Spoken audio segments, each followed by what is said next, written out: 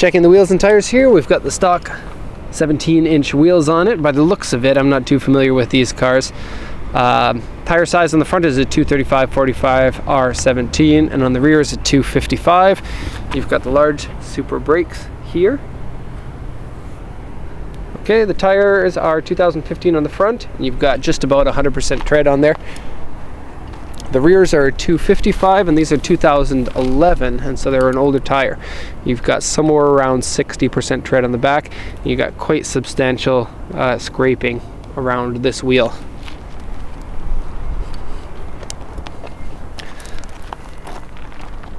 Left and right matching, and left and right matching there.